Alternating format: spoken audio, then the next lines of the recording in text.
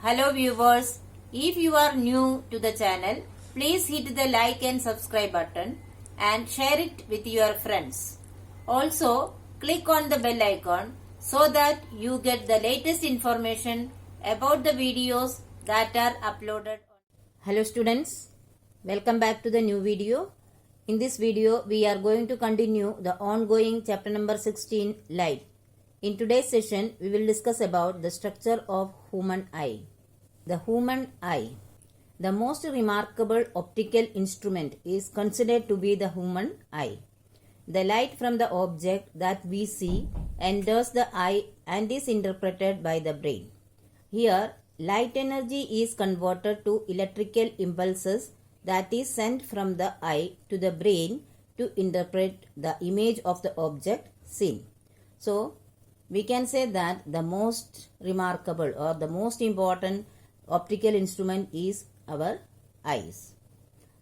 We know that the object, the light reflected from the object enters into our eyes, and that impulse is interpreted by the brain, and as a result we see the image of the object. The human eye consists of many parts as shown below. The foremost part of the eye through which light enters the eyes is a transparent cover called the cornea. So cornea is the area through which light enters into our eyes. It is a very important part.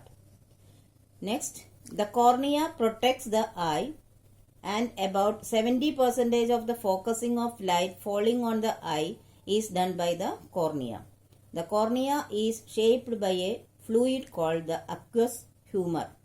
So what is the function of the cornea?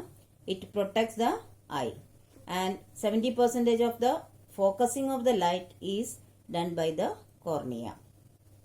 The light then enters an opening called the pupil. The size of the pupil is controlled by the iris. By controlling the size of the opening, the amount of light entering the eye is controlled. The iris also gives the color to the eye. The light then passes through the lens. The lens focuses the light onto the retina. The eye muscles that holds the lens help in focusing by reshaping the lens. So, how do the light enters into our eyes? It is through the opening called a pupil, and the size of the pupil can be controlled. And which part is doing this work? Iris. Okay, so by controlling the size of the pupil, we can control the amount of light that enters into our eyes. And other important function is that iris gives the color to the eye. Then the light then passes through the lens. The lens focuses the light onto the retina, and retina is the part where the image is formed. The retina is the screen at the back of the eye on which the focused image of the object is formed. The retina has cells called rods and cones. The rods detect the intensity of light, while the cones detect the color. There are many animals that have only rods and no cones in their retina. Therefore, they see the world in black and white. So, where is the retina? It is at the back of the eye, and on which the focused image of the object is formed. So, we can say that retina is the screen on which the image is formed. It has got two special types of cells called rods and cones. The rods, what is the function of rods? It detects the intensity of light, whereas cones detect the color. There are some animals which do not have the cones. They have only rods. Such animals see the world in only black and white color. The retina detects the light and sends the signal to the brain through the optic nerve. The point where the optic nerve is connected to the retina, there are no rods and cones. This point is known as the blind spot. There is a jelly-like fluid that fills the eye and gives the shape to the eye. This is the vitreous humor. So, retina detects the light and sends the signal to the brain. And optic nerve carries this signal to the brain and brain interpret and give the message. This is how we see the object.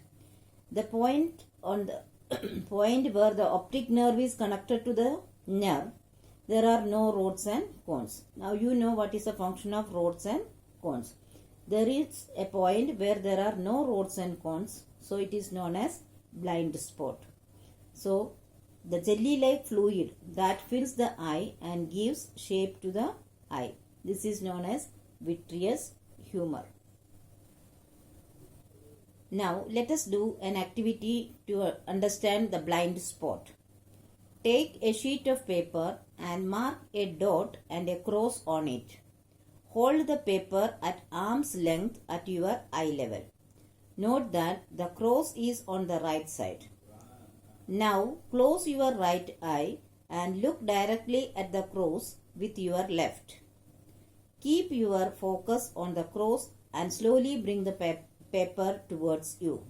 So this is an activity to understand the blind spot. At a certain distance, the cross will disappear. When you move the paper nearer, it will reappear. By moving the paper closer and further, one can pinpoint exactly where the cross disappears. So when the image of the cross falls on the blind spot of your left retina, the cross disappears. Now we will see what is persistence of vision. The phenomenon by which there is a retention of a visual image of an object by the brain even after the source of light is removed from the eye is known as persistence of vision. So as the name indicates, it is the phenomenon by which we can see the image of the object. That is, the brain retains the image of the object even after the light is removed. The brain retains the image for 1/16th of a second. So if the brain can see the image for 1/16th of a second. One example is if a flip book where if the pages are flipped fast enough, it gives the illusion of a smooth motion. The persistence of vision is utilized in motion picture where the number of frames per second is more than 16 frames per second. At this frame rate, the eye sees the image as an illusion of smooth motion. Today's motion pictures flashes the image at a rate of 24 to 30 frames per second. This is another example. That is, motion picture is another examples of persistence of vision. So students, I hope you have understood the topics very well. But still, if you have any doubt, you can write in the comment section. I will surely try to solve it as early as possible. Here are some review questions. Please solve it in your notebook. Thank you.